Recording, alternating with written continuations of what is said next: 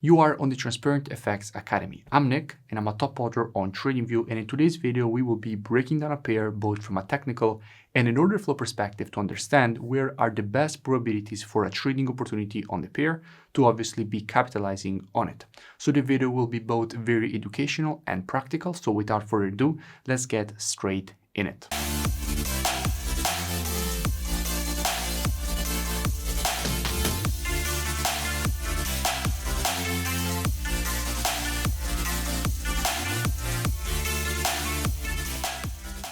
The pair that I want to speak about into this video is GBPAUD, and the reason for which I want to speak specifically about this pair is because it is very near to providing two very good trading opportunities depending on how price action will develop in the following days. So I want to give you a full breakdown of the pair, and as usual, I will keep this analysis as educational as possible. First, I will be covering the technical side of this market. We will then go and see what we have from a commitment of traders perspective, what we have on obviously GBP and AUD. And if you're able to read what the biggest banks and institutions are doing on the pair, so following their order flow, you are in a position of advantage over your competition in the market. So without further ado, let's get straight into the analysis. Now, starting here from the monthly time frame, what we have is a market which is currently testing a quite important level of support. In fact, on the monthly, this area was acting as very strong support here, again support here, and again support here. But at the same time, we also notice that the market has just rejected a strong resistance area, which is the high that the market has printed at this level. The market tested the zone here and respected it as resistance, and tested the area again here and respected it as resistance. So what this means, it means that the market is currently moving inside of a range in which the top of the range is here and the bottom of the range is here. So from a monthly perspective, we are currently stuck in between this support and resistance. So we are stuck in the middle of this channel. Actually, we're not stuck in the middle because at the moment we're testing the low of the channel. Therefore, we do have the possibility to see the market create a rejection to the upside. But what we have to keep in mind now that we move down on the weekly time frame is that on the monthly, we have a market which is inside of this range. So trapped in between this resistance and this support. Going down on the weekly time frame, what do we have? Now, from a weekly perspective, we have a market which has just created a strong impulse to the downside. Now, after an impulse, if you want to measure the correction, what you have to do is take your Fibonacci from the high to the low of the impulse. And if we take our Fibonacci from the high to the low of the impulse, what we can see is that we have a 0.618 retracement exactly at the level. So a perfect 0.618 Fibonacci retracement, which is the golden ratio from a weekly perspective, which the market has just tested and started to reject to the downside. So from a weekly perspective, everything is according what you usually expect in this kind of situations. You expect the market to create a retracement to the 0.618 and then create the continuation to the downside. Now, generally speaking, this is exactly the way in which you want to measure a retracement in the market. Because after an impulse, if you want to measure the retracement, you have to take your Fibonacci exactly from the high to the low of the impulse leg. Now, going down on the daily time frame, what do we have? Now, on the daily time frame, situation is quite interesting. Now, I had spoken about GBPAUD quite a few times in the past. I spoke about GBPAUD after the market had provided this W formation. I made a full breakdown of the pair when the market was here, explaining all the reasons for which we wanted to see the market create this move to the downside, and that is in fact exactly what the market did. Then I spoke about GBPAUD again after this overextended W formation here. I made a full breakdown of the pair when the market was here, explaining all the reasons for which we wanted to see the market create a move to the downside, and again, that is exactly what the market did. Then I spoke about GBPAUD after this overextended M formation, and I made a full breakdown of it when the market was here, explaining all the reasons for which we wanted to see the market create this move to the upside, and again, that is exactly what the market did. Then I spoke about GBPAUD after the market had created this M formation. I made a full breakdown of it when the market was at this level, explaining why we wanted to see this move to the upside. And again, that is exactly what the market did. And with the very last analysis, I spoke about the pair after this massive impulse. And I explained all the reasons for which from here we wanted to see the market create this move to the upside. And again, that is exactly what the market did. And I will link in description all this previous analysis. So you find all this previous analysis linked in description, so you can go and check it out for further reference and more free education. Just a quick reminder, make sure you comment below and you let me know which pairs or topics you would like me to cover or analyze in the next videos. But at the moment, what do we have and how we can be looking to capitalize on the next move for this pair?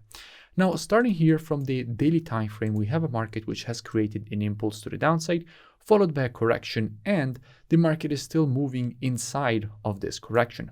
And the waves that the market has been creating, as we can clearly see, are first a retracement leg, then a move to the upside, move back up, and currently we are starting to create this move back down. Now at this point, there are two possible patterns that the market can create, and both these patterns would provide good opportunities on this pair, and that is why I want to speak about it in the first place. But before we go and see which are these two opportunities, let's first go and see what we have from a COT perspective, so commitment of traders perspective, which is what hedge funds are currently doing in the market. Now, starting from the pound, what we can see is that with the last reports, net positions have been greatly increasing. We went from having 19.7k net positions with 47.2k shorts and only 27.4k longs, all the way up to having plus 6k net positions with 37.5k longs and only 31k shorts.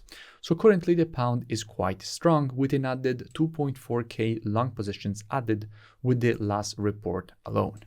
And if we go and see what we have on the AUD, we can see that overall the AUD has shifted from having 16.3k net positions all the way down to having minus 4k net positions. But with the last report, we do see an increase in the net positions from minus 10.8k to minus 4.4k, with 7.5k longs added with the last report alone.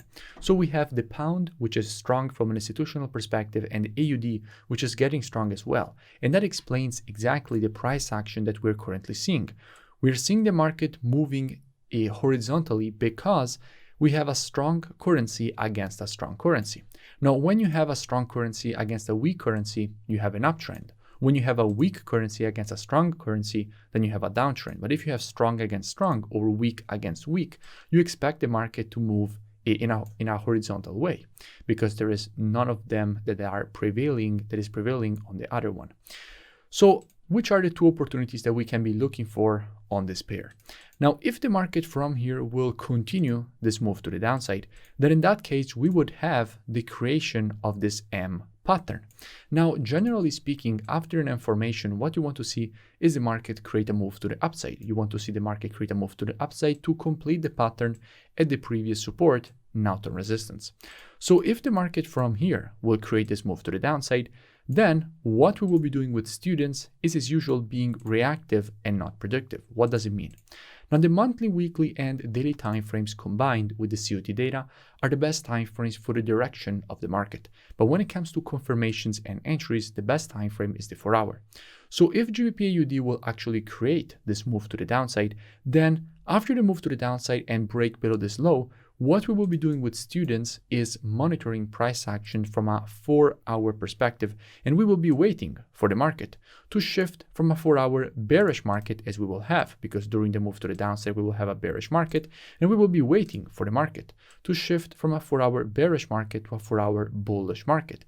And if the market will shift from a 4-hour bearish to a 4-hour bullish market, at that point we will be adding GBPAUD to our watch list, and as soon as the market will provide to us one of our valid entries, we will be taking a nice long with a very good risk to reward and very good probabilities at that point for the move to the upside and for the market to complete the pattern at the neckline, which is the previous support, not on resistance. On the other side, if from here the market will create a move to the upside, in that case, we will have a different pattern, which is an overextended W formation. Now, generally speaking, after an overextended W formation, what you want to see is the market create a move to the downside. Specifically, you want to see the market create a move to the downside all the way down to the 0.382 of the Fibonacci taken on the impulse leg. Because as I said at the beginning of the video, if you want information on our retracement in the market, you have to take your Fibonacci on the impulse. So if the market will create this move to the upside, then what we will be doing with students is monitoring price action from a 4-hour perspective during this move to the upside. And what we will be waiting for is for the market to shift from a 4-hour bullish market to a 4-hour bearish market. And if the market will shift from a 4-hour bullish to a 4-hour bearish market, at that point, we will be adding GBPAUD to our watch list. And as soon as the market will provide to us one of our valid entries, we will be taking a nice short with a very good risk to reward and very good probabilities at that point for the move to the downside and for the market to complete this overextended W formation at the neckline, which is the previous resistance, now turned support. If you enjoyed the video, make sure you smash that like button and comment below. It really does support the creation of more free analysis, education, and updates for all of you. You can also go and check out the mentorship program. You find the link in the description. It's a very complete program. You first learn all the rules of my rule-based strategies, and then you trade them live with me. Every single day you get a new daily market breakdown showing you exactly how to apply the strategies with entries, stops, take profits, as well as having me answering all your questions every single day. So I really suggest that you go and check it out, and I will see you in. The link is in the description.